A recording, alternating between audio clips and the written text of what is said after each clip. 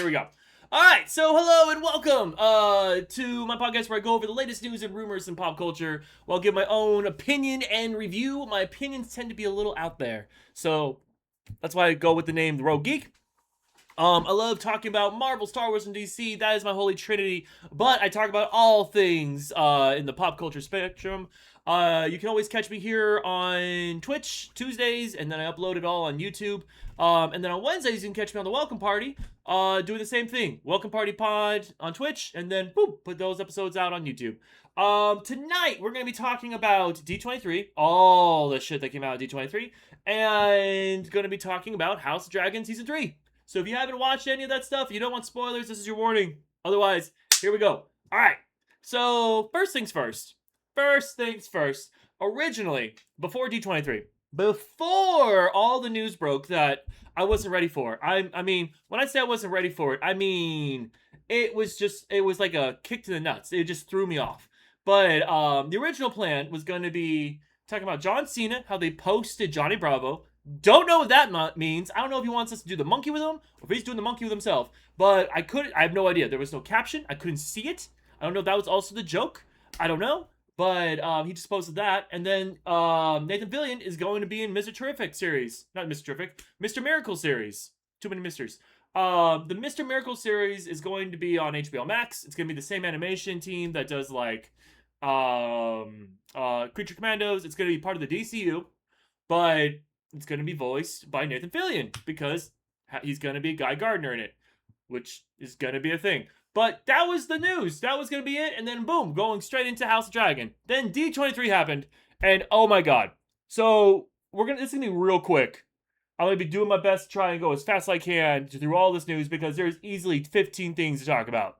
So this show is not about D23. This show is going to be about House of Dragon Season 3. I just got to get through this. All right. So first things first. The thing that broke everyone, the whole internet, was the new Avengers Doomsday trailer that dropped like not even a month after Comic-Con.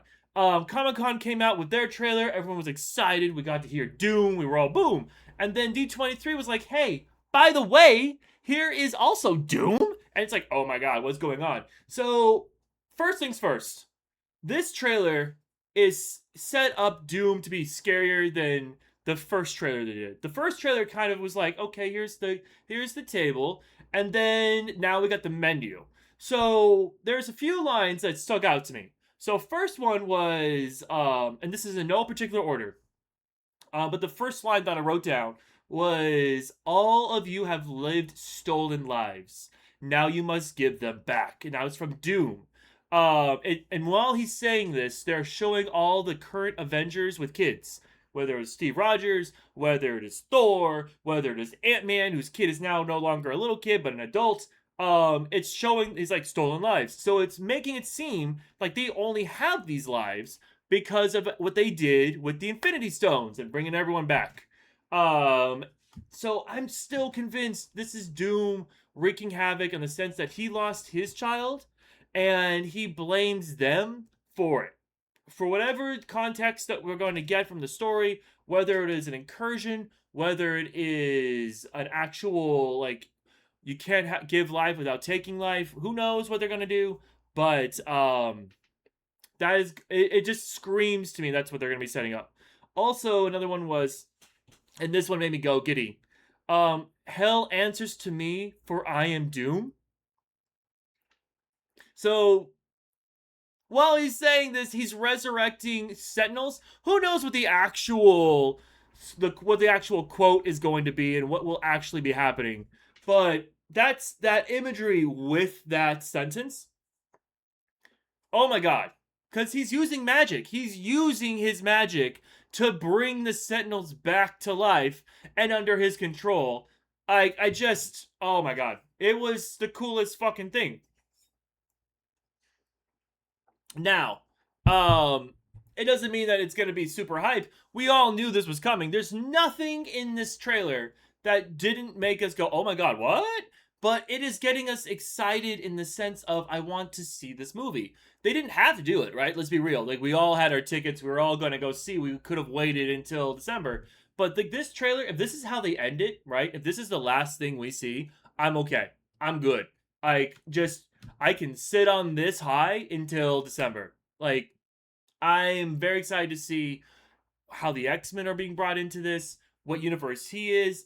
And then the final thing, which is the cherry on top of these trailers that we have seen, is Answer Me Victor, Did You Do This? From Reed Richards. So they are setting up that Reed Richards and Sue Storm and the Fantastic Four have a relationship with this Victor Von Doom.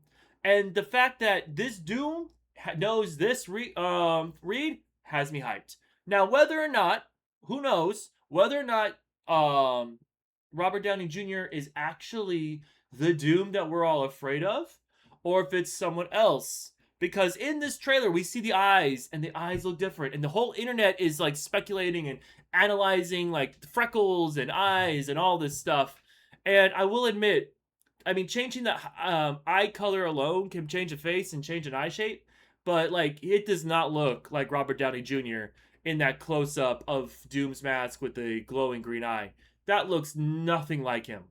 But we shall see. We shall see. I have given up trying to speculate what Marvel is going to do, because they have faked me out so hard. Whether I expect much or too little, I don't. I'm not close. Whoever's in charge of their social media team and putting together the trailers, I cannot put my finger on the pulse of what they're trying to hide and what they're trying to give away. So I just know I'm excited. I'm gonna go for the ride. I cannot wait to see Doom kick ass, and I cannot wait to see how this sets up Battle World. So that was one thing. So bear in mind, this is all coming out like at 10 o'clock at night for me. So when that ended, right, I was like, oh, they showed a Star Wars a Marvel trailer. That's cool. Well, got a little ahead of myself there because that set up the next. There's this new Star Wars trailer. Ahsoka Season 2 trailer dropped. For the first time. We didn't know there was no anything. There was nothing. It was just like, yeah, it's coming. Oh, it pushed back. And then boom, here we go. And so here's the thing about the Ahsoka Season 2 trailer. It shows enough. It shows enough. It shows up there's gonna be a war. There's gonna be a war in the stars. There's gonna be a Skywalker in it. And it's gonna piss off Alex. Like, I'm sold. I'm on it. Here we go. No, the Thrawn declaring it's so the trailer shows that there's gonna be like two storylines, right? If you haven't watched the trailer, there's two gonna be. It seems like there's gonna be two storylines. There's gonna be two. There's gonna be this little guy right here, where it's Thrawn and he's waging war on the Rebel Alliance, and he's bringing back the Empire and all of their glory, right? And it's gonna be the Ghost Crew, so it's gonna be Rebels season 5 or 6, however you want to look at it. So it's gonna have all the Ghost Crew fighting Thrawn. Then over here, on this little side, on the farthest end of the galaxy, it's gonna be Ahsoka and Sabine trying to get back home, stuck in another universe. And it's gonna be on their spiritual Jedi journey. And who knows what that means? Who knows? It can mean anything, but Anakin will be with her. Sabine is gonna be with her. And that's also going to be where Skull and his apprentice are also. And maybe they're looking for the whole Force thingamabob. So the son might be in this show. The father might be in this show. The daughter might be. Who knows? Who knows? And if you don't know what I'm talking about the entities of the Force. That was literally the father, son, and dad. The father, son, and daughter. Those three it's Star Wars lore. It's a real thing. You can Google it if you don't believe me. It's in Clone Wars season. I don't know. But so there's gonna be all that. So I truly do believe that this season is not going to have a conclusion to the war.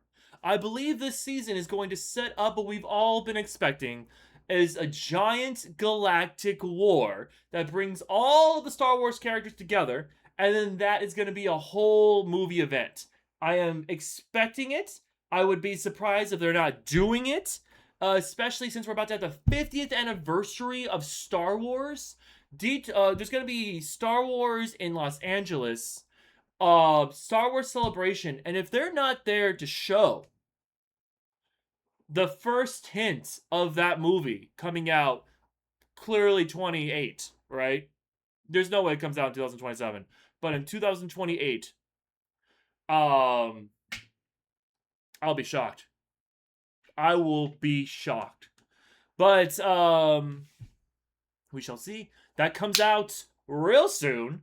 But that wasn't the only Star Wars thing, because like I said, I'm going through this fast. I gotta go through this fast. The other Star Wars fact is that they released oh my god, Starfighter, the last Starfighter footage, and it was cool. He's got a cool jacket. It looks like Drive. I don't know what the fuck he's doing, but his jacket has a rebel symbol upside down, which usually means distress, with 2 rebel blaster rifles and an X. He might be X Rebellion. Who knows? I don't know. It didn't show anything. Outside of the kid finds a speeder and he goes, "Don't touch that. I told you not to touch that." And boom, he's got a jacket. That's all I know. That's all I know.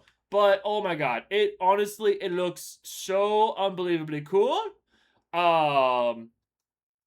And that is going to be coming out next year.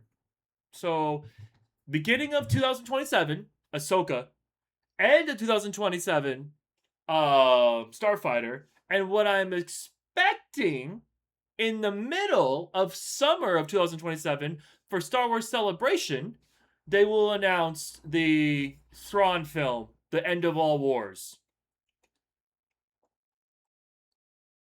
That's what I'm expecting.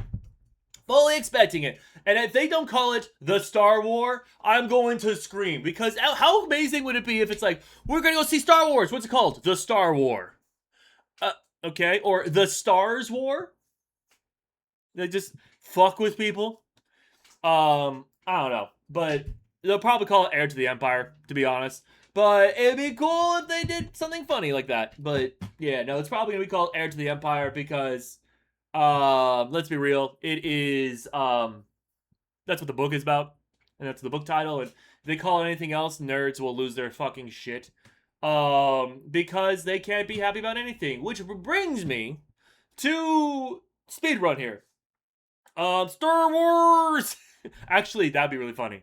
Okay. So speaking of world where no one is happy, X-Men casting, the movie that we have been begging for ever since the Marvel Cinematic Universe existed, we've been begging for them to do their own X-Men.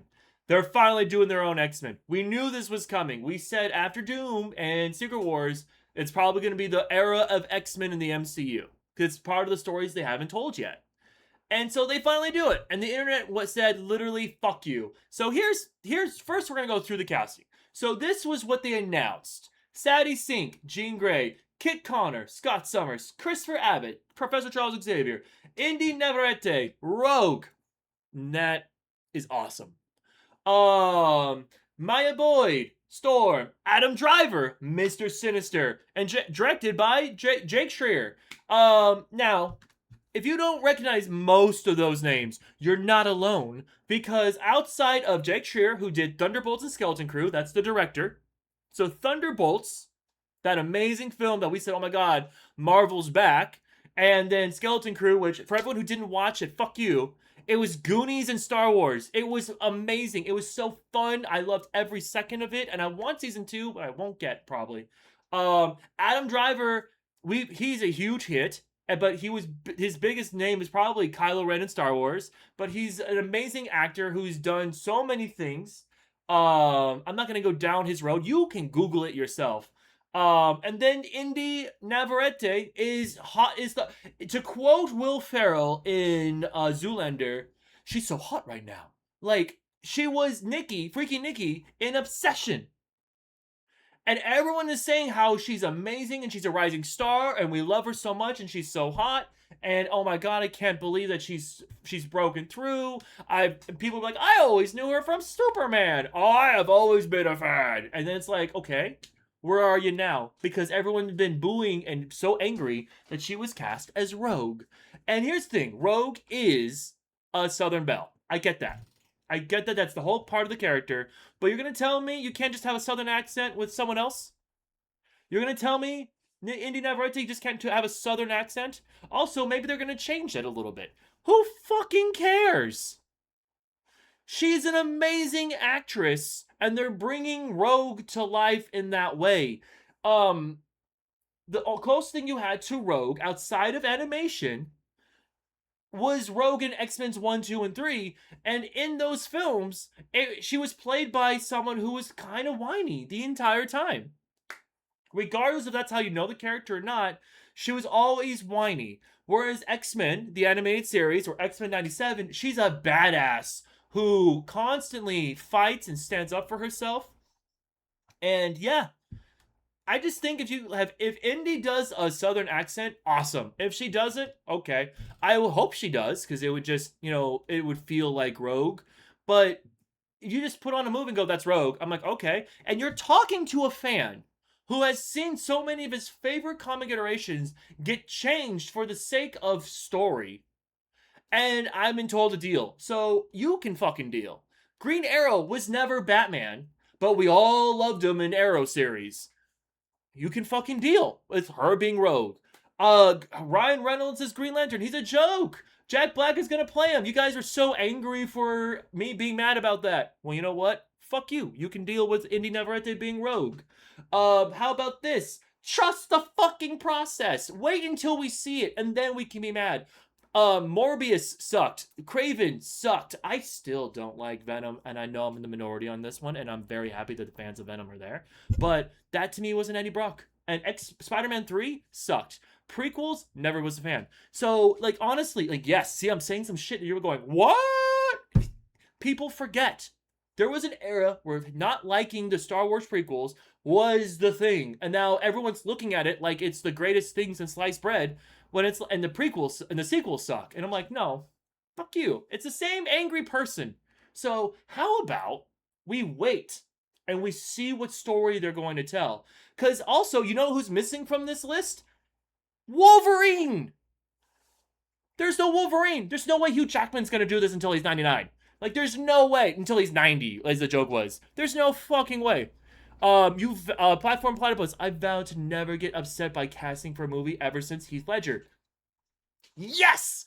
Yes! Literally, that. Put that in, geek heaven. Put it on the Hall of Fame of geek casting. That quote needs to be up there. Because, for reals, I was one of them. I was on this the Welcome Party show when it wasn't called Welcome Party, when it was called Geek Say What. And I went on the record and I said, wow, Marvel's dead. They casted this director named James Gunn to lead this superhero movie where it's a fucking talking tree and a raccoon? And the fat guy from Parks and Rec? Are you kidding me? There's no way. There's no way. And then, what do you know? Foot in mouth, I'm the asshole because it was fucking amazing. And literally, as fans, it is so easy to be like, they're going to ruin my project, the thing I love the most. They're going to attack it. They're going to make a joke out of the thing I love. I get it. I totally get it. And here's the thing. I'm a Green Lantern fan, right? If you have seen episode 1, Hal Jordan is my boy. If you've seen episode 1, you understand why I'm bringing this up, because they change things. And there's a 90% chance moving forward, Green Lantern is going to be associated with Jon Stewart and not Hal Jordan, not Kyle Rayner, not anyone. And that's okay, because people are going to be talking about a superhero that I love. And I still have all the shit that's been out since 1960 something. That's still there. Nothing has changed. Everything you love is still there. All the media you had is still there. Just moving forward, it might be a little different. And that's okay. It's okay. So, honestly, I'm excited for this casting. I think it's going to be great. And the girl from Avatar, they just... I don't think Avatar came out yet when the news broke of Guardians of the Galaxy. I think at that time she was just she was an extra on Pirates of the Caribbean. I'm not too sure. The timelines get a little fuzzy when you go that far back in the past, right? But yeah, okay, so that was the X-Men casting, which, by the way, I'm already 20 minutes into the show, and I have not even gotten to the other stuff. Okay, so I don't know too much, but Kingdom Hearts series on Disney Plus. It's going to be an anime series. It's going to be on Disney Plus and the Disney Channel. It's developed in partnership with video game creator Tetsuya Nomura. I am so sorry for butchering your name. And game developer Square Enix. This is the direct quote from Disney. It's going to it reimagines the iconic adventure with a brand new story that will expand on the universe of Kingdom Hearts while celebrating the characters that have captured the hearts of millions of fans around the world. I don't know if that means this is a sequel. If like the video games are going to be a thing, and then they're going to pick up right where the video games leave off, or if this is going to be a retelling of the video games, and it's going to be slightly different because it's a series instead of the video game play. Who knows? I don't know. Right now, all I've seen is the artwork for the cover that they were like showcasing in D23. But I'm very excited to see what else comes out. Platform Platypus bringing up stuff from X-Men. I would okay with 1 or 2 Logan-less X-Men movies to start out with. Give the other characters a chance to blossom. Yes! Because once again, people are not going to be happy. No matter who they cast as Wolverine, it won't be good. It could be Stan Lee come back to life and say, "This man shall play Wolverine. I have deemed it so." And we'd still be angry. Because Hugh Jackman has been Wolverine since 1999. Like, or I guess 2000, when the casting, not when the movie came out, but when the casting happened, right? He's been Wolverine he's been the only live action Wolverine that we have associated with. So whoever is next, it doesn't matter. It doesn't matter. They're going to have a hard time. So I agree that you have to set up the X-Men universe without Wolverine in it, and then you can unlock Wolverine in the sequel. Like you can literally sequel or the third film, or have him show up in a Hulk movie. It doesn't matter. But like let Hugh Jackman end his Wolverine run and then give us time to breathe. Then we can bring X-Men back. Days of Future Past had Wolverine in it. X-Men Last Stand did have Wolverine in it, even though they didn't really need him, but it was a cameo. It was pretty cool. But it's, you know what I mean? Like we can have an X-Men film without him, and it's gonna be okay. It's gonna, I can hear the anger, I can hear the claws popping. It's gonna be okay. Just one film. That's all I'm asking for. Just one. Alright, so we did the Kingdom Hearts things. Incredibles 3 is going to be following the kids. Violet and Dash sneak out to fight crime independently. And then they discover a new supervillain. That's releasing June 16th, 2028. The other third film that's coming out in 2027, so in a year from now. Frozen 3. If you did not let it go, good. Hold on to it because it's coming back. Evil Ice Queen and I'm guessing Samantha?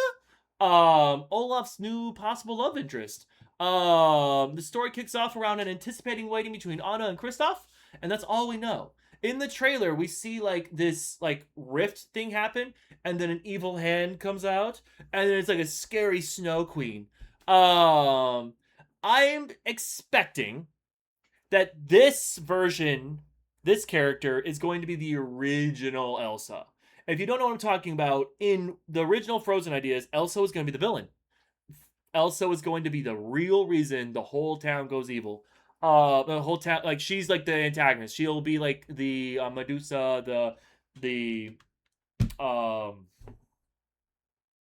de Vil, the Disney villain Jafar, Scar. It doesn't really matter, but that's who she was going to be. So when they didn't do that and they made her good, the third film, they could introduce her, and it could possibly be Elsa bringing her back to the good side. It could be a long-lost sister. It could be a long-lost aunt. It could be anything, right? It could be just an evil person. Who knows? But I would love to see that version of the character exist with Elsa and see if they interact with each other or if it's just, good versus evil. Who knows? And then D23 would be nothing unless they talk about all things Disney. And part of Disney is the theme parks. They showed off Avatar Land, and the new Tomorrowland is coming. And that's going to be a little weird. And that's all I'm going to get into when it comes to park news. I didn't put too much effort into it because I don't really want to talk about the park news too much. Just know theme parks are changing, as always. They're expanding, they're shrinking, they're getting new material, all that fun jazz. All right. Woo! 25 minutes of news. That went on way too long. Oh my god. So normally I'm trying to speed this up so I can spend more time on the topic. That is the goal that I'm trying to do, is have whatever topic I'm doing as being the main thing I'm talking about. Because I hate being on listening to other podcasts or shows where they go like, we're gonna talk like for fantasy football, right? We're gonna talk about the top 10 running backs. But first, let me give you a 30-minute discussion of the thing you weren't tuning in for. So I'm trying to speed up the news portion. Give you quick stuff, and here we go. But we're gonna do a little check-in, and then we're gonna dive into House of Dragon season 3. So first things first. My name is Cole. I'm the Rogue Geek. This is a variety channel here on Twitch and YouTube, and I love talking about Marvel, Star Wars, DC. I can talk about those three things forever. But I also can talk about anything in the geek pop culture zeitgeist, or the sphere, geek pop culture sphere. If it's at Comic-Con, there's a good chance I'm going to talk about it. And this is an LGBTQI plus safe space. This is a place where you are allowed to say your opinion, where you're allowed to talk, but just be cool. That's all I ask. Just be cool, be respectful, be kind. Otherwise, I will ban you and block you and not give a shit. Don't put up with any of that crap. And yeah, you can always catch me here on Twitch on Tuesdays at 8 p.m. until 9 p.m. And then if you just want to watch me play video games, Mondays and Thursdays. And then on Wednesdays, you can catch me on the Welcome Party, where we're the ones who we help you figure out if this is a party you want to go to. And it's me, Alex, JPG, as we discuss other topics and we go over things, and there's different POVs, different viewpoints, different angles that come to it. So if you like what I'm bringing down, you're gonna love what we talk about in the Welcome Party. All right, Just a Rose, thank you for the water. All right, let's do this! Okay, so without further ado, we're going to be talking about HBO's original series, House of the Dragon Season 3. If you have no idea about this show, there are 3 seasons on top of a whole 2 other shows that you can watch to put you in the whole world of Westeros. But real quickly here, it is essentially a show that is dealing with royalty that completely loses its way, and instead of one royal family moving forward, there is a little bit of confusion on the deathbed of the king, and so 2 families believe they have a rightful claim to the throne. And the show deals with women not being treated fairly, the bullshitness of not listening, and just how ugly war can get. That's the basic stuff that this show deals with, on top of other things, I'm sure, that I just may have missed. And if you are in the chat and you notice things and you want to talk about it, please drop it in here. I would love to bounce off those ideas. But first things first, quick opinions of the season. It was fine. It started off strong, got a little weird, and then it ended strong.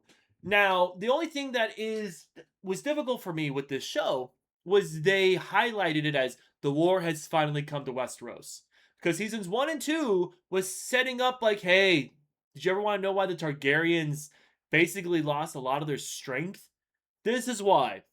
The Dance of Dragons is revered in Westeros lore. And I, being a giant fan of Game of Thrones, was like, okay, I kind of want to see this. So season 1 was all the backstory. There was so much backstory. I was like, okay, I get it. We're introducing all these characters. We're introducing all this lore, all this fun stuff. Then season 2, I was like, oh, okay. There's anger. There's anger here. Season 1 ends with a dragon fucking attacking Coronation. And then it seemed like Civil War was attacked. And then season 2 was like, well, we're creating the board. Yes, the board is being set. It was like those freaking trees in Lord of the Rings. If there's anything important to say, it takes a very long time to say it. And you're just like, oh my fucking god, I felt like Pippin going like, or yeah, felt like Mary. I felt like Mary. Just fucking go to war. Just do it. That's what the show's about. We already know the reasons why you'd be angry. Just fucking go.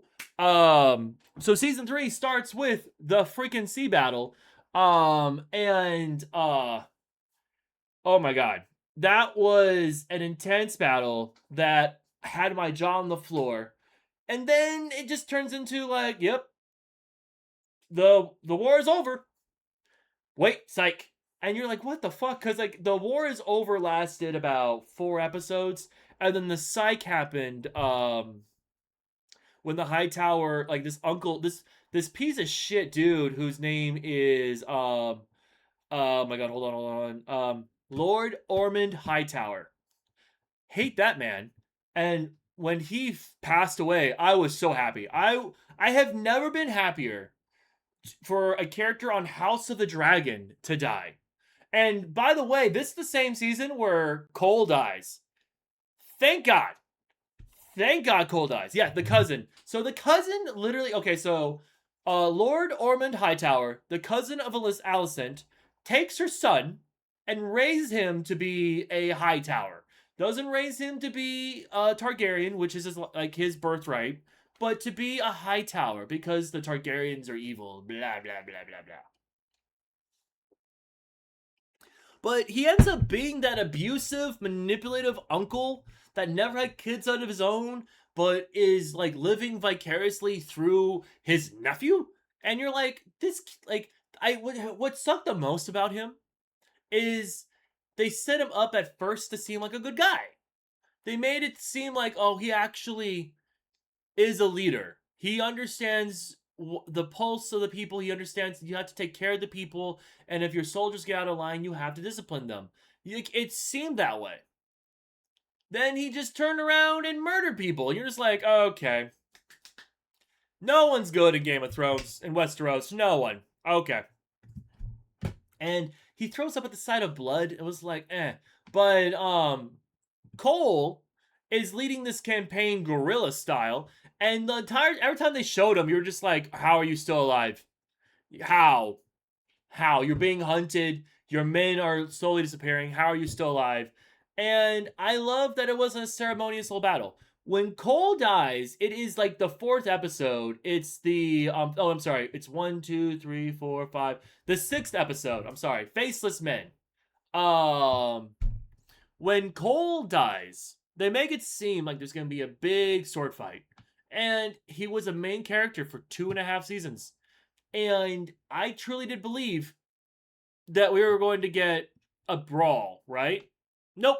Straight up said, fuck you and fuck you. And yes, it was a Stark's great grandmother that does it. And that made me very happy.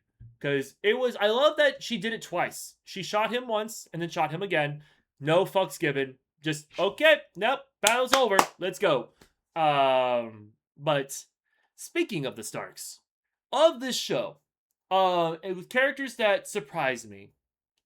I cannot help but root for Sir Roderick Dustin.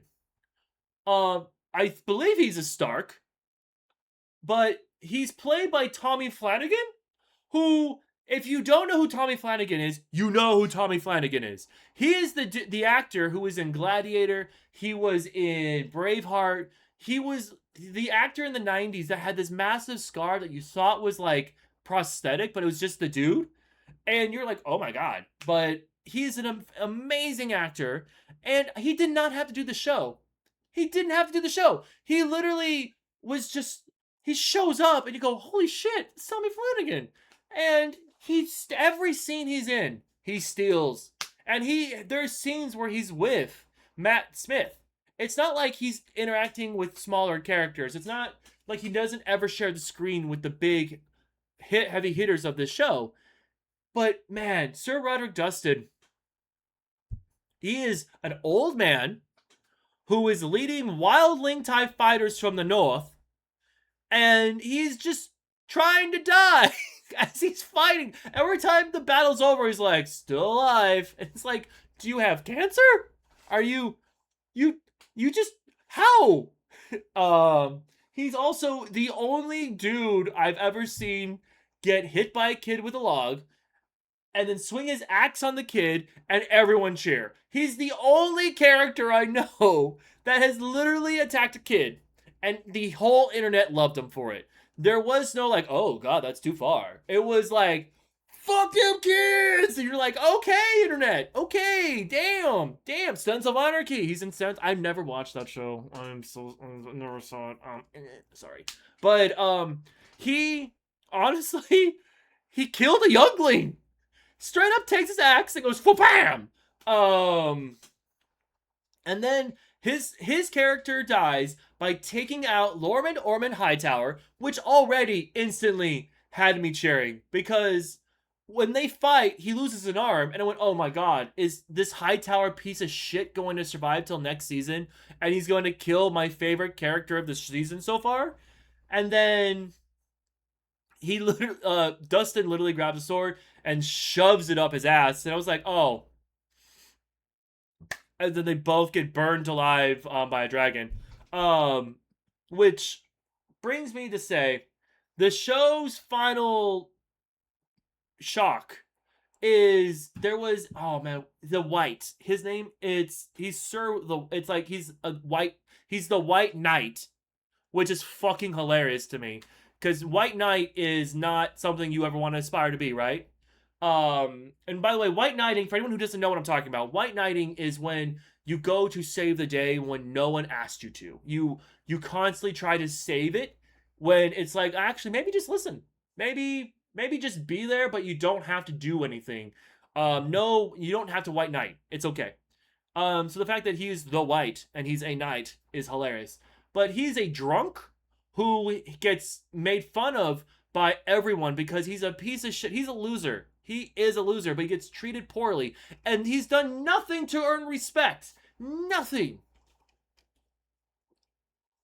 But when he gets disrespected, he makes sure you know it. Because he betrays everyone. He attacks both armies. And during the final battle, which was awesome in The Treasons at Templeton, the episode was titled The Treasons at Templeton. Like, when he betrays both sides, I tell you not, my jaw was on the floor because I thought everyone was going to die. I thought both armies were going to die just because this dude betrayed one army and they all went, yeah, he's on our side. Then he betrayed the other army and then both sides are going, what is fucking happening? But when he dies, it won't be gruesome enough because he doesn't deserve happiness. There was the other dragon rider does deserve happiness, and I'm worried that he's going to turn evil because of what happened to his wife in that battle. But I want to spend most of this time not talking about that character, which we can talk about later on. If you want to talk about that character, we can. But I want to talk about Rhaenyra and I want to talk about Alicent. Because what's interesting for this show is they're setting up Rhaenyra to be evil. She was deemed in the first season to be the ruler of Westeros. Her father, the king, said, I do not have a son. I want Rhaenyra to be the queen. The first queen of Westeros. And that his sister, or his aunt, who was supposed to be queen, and lost it. He was like, this is me making things right. And he did, while that king was alive, he made every notion, Rhaenyra needs to be queen. Rhaenyra needs to be queen. Rhaenyra was not a faithful wife. And she made him work way too hard. That Targaryen king, who was just about being kind and peaceful, had to work too damn hard because his daughter couldn't just be chill. And to her credit, her husband was a gay man. They were married only because of name and family alliances, but he wasn't into her and she wasn't into him. And then she had illegitimate children. And it's awkward because the man she's married to is black and has white hair. And the Targaryens have white and blondish hair. And all her children look like her bodyguard. Like all of them. So it's like the worst kept secret of Westeros. Like it's the, oh no, those are her children. Yeah, those are her children. And it's just like, it's like that, right? Like, yep, those are her children. And that's period. We don't say anything more. And so her whole life, she's been told this, right? Then her father dies. And then Alicent, her best friend, who's married to him, which is also kind of gross. Not, I'm sorry, which is gross, not kinda, which is gross. Um, here's him telling the story of how the Targaryens had to protect everyone, and her son is named after a character in the story. So he says Aegon, and she thinks, oh, he wanted Aegon to be king, and it's like, no, bitch, you misunderstood, and so that's what starts the war, right? Well, Aegon's a man, and the whole kingdom goes, that makes sense, I'm okay with this. And it just shows like how much like men are terrified of having a woman in charge, and this show did a really good job of that, where it's like there's nothing that made him better. The whole season 1 and 2, he is a shit of a human being. Aegon the second is not a good man. He is not a good ruler. He, like, the first time we see him as an adult, not as a kid, but as an adult, he's like he's whacking it in a fucking window. Like, he's a drunk. He is a piece of shit. The only redeeming quality about him was when he had a son, and then that son got murdered. He wanted vengeance. That was the only time he's been good. Ever since then, he was a loser. He's a piece of shit. He couldn't speak Valyrian. He couldn't hold the customs. He was literally the child of, well, my dad got me the job. That was him. That was it. That's all he did. So when Rhaenyra's like, I should be queen, you can't help but root for her because it's all her stuff. So season 3 sets it up. She gets the throne. Alicent goes, look, I don't want any more vengeance. I'm going to have my men lay down their arms. All I'm asking is that you don't, no bloodshed. Just take the throne. The war is over. Everyone's gonna stand down. And the ones who didn't, Daemon literally murders, right? Because he's here for a fight. But holds up their end. And then Rhaenyra goes, cool, off with your dad's fucking head. And it's just like, Alicent's literally being like, you're betraying me. You're going up against all the goodwill you made it sound like. And Rhaenyra is like, I'm not evil. I'm not evil. I just need to kill your dad. I need to kill your sons. You're trapped in a tower. Your daughter, who is unwell, can never leave her room. Kill the people, fuck the people, and she's so obsessed with coronation that she doesn't know how to rule.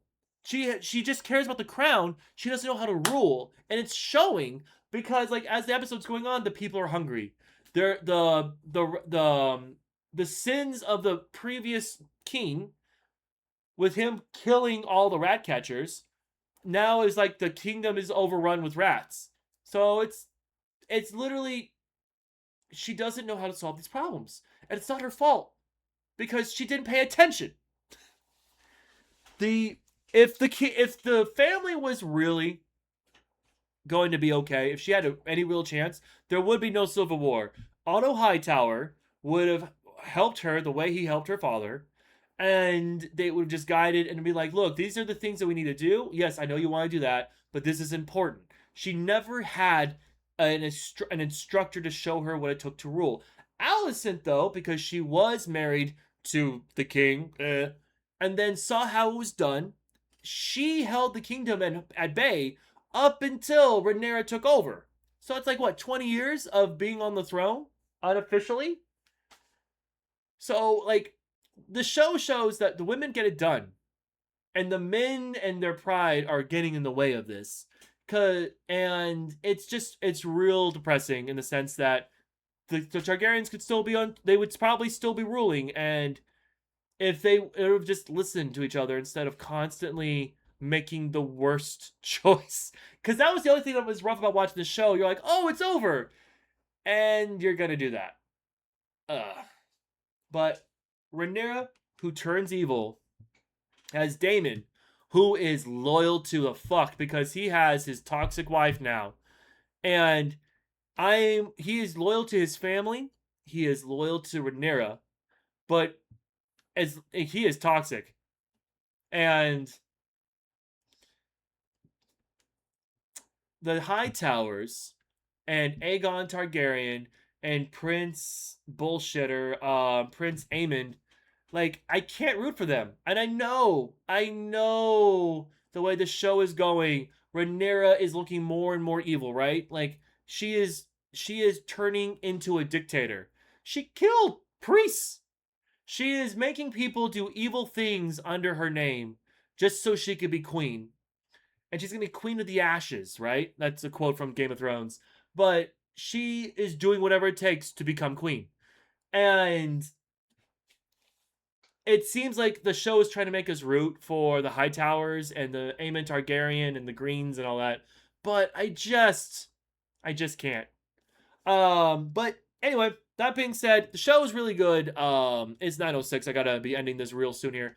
But the show is good. This season had ups and downs, but the final season's coming up, and I'm very excited to see the conclusion of this. My biggest gripe is this show just never takes off enough. There's too much downtime in between seasons. The seasons are not long enough. There are only 8 to 10 episodes, and we have to wait 2 to 3 years in between seasons. Like it feels like I can easily run through this show in a week. If I wanted to watch all of it and I didn't watch anything else and I just did a marathon of House of the Dragon, I could do it in a week. And for a show that has been around for almost what, 8 years? There's 3 seasons, 8 years? Maybe less, maybe 4, 5, I forget. So this show came out roughly after Game of Thrones, right? So Game of Thrones ended in 2019. I want to say it was 2019, and then or maybe it was 20. Maybe it was 2020. I don't know. That 7 years ago, 6 years ago was wild. But Game of Thrones ended. We got House of Dragon, and then the show just didn't hit. Now, Knight of the Seven Kingdoms, that hit. That did an amazing job. Season 2 is coming out soon. But this show, the only thing about House of Dragon, my biggest gripe will be there's not enough episodes and there's too much downtime. Too much in between the seasons. So you can't get, once you get into the groove of like, all right, we're watching House of Dragon, it's over. And then you have to wait, and then you forget everything. And then by the time the show comes back, it's like slow, it's to reel you back in. And that is my biggest gripe. But other than that, the characters are great. I can't wait. I love seeing it grow, and it just hurts my heart when I see the wrong choice being made. But I would recommend this show. But if you're not into Game of Thrones, like you don't like it, like you've given Game of Thrones a chance, you don't like the story of Westeros, you don't like that world, this show's not for you. This show is only good to people who like the world of Westeros, in my opinion. You can't be a casual fan. You have to like the Westeros world, and that will get you into the show. Knight of the Seven Kingdoms, anyone can watch it. Knight of the Seven Kingdoms was made for the casual fan. House of the Dragon was made for a fan of Westeros. So that is how I'll leave it at that. Oh wait, I just rose. The priest went against what the late king had wanted when it came to his heir because the Hightower lies to put who they wanted on the throne. Yes. So it was also because the priest wanted to believe in a man. And they were so desperate for a man to be on the throne. And it shows because when Aegon II was like, oh, hey, he's back, he's alive. Everyone thought he was dead, but he and his dragon comes back in like melted fashion. They look like Clayface out of the new series that's coming out. And what is it? When they came back, they instantly were like, we can't unproclaim it. It was ordained. We gave him the throne. There was a whole ceremony. We all were there. You were there. Yes, the dragon crashed it, but instead of that being a bad omen, we are acknowledging the fact that this dragon, he came back to life. So he's Jesus Christ. And you're like, no, you just suck. So when he gets killed, you don't feel bad, but at the same time, how I felt bad for was the new Hand of the King. Oh my god, what is his name?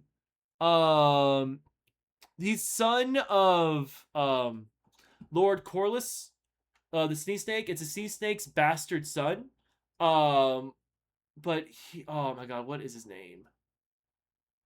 Anyway, Sir Corlys's son, who we find out ends up becoming really cool with Rhaenyra.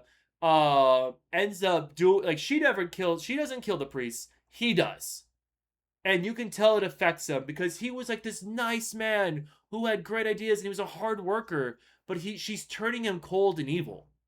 And I felt bad for in that moment, not Rhaenyra.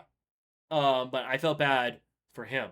Now, that being said, like I said, the show is worth watching if you're a big fan of Westeros. But that is it. Now, the next week is going to be more lighthearted. The next week we're going to be talking about My Adventures of Superman Season 3. That is an anime that is not part of the DCU canon, but it is a DCU Elseworld story with Jack Quaid, who voices Superman. And it's basically an anime. There's an anime intro. There's anime animation. There's dating. It's like less. It's not as intense as a Superman project would make you think. But there's possibility of it not being in season 4, and that makes me sad. So I'm gonna give as much attention as I can because I truly love watching My Adventures of Superman. Oh, excuse me. But yeah, no. So that brings us to the end. See you next week when we talk about My Adventures of Superman season 3. And yeah. All right. Goodbye, YouTube. Hold on, where do we go? Here.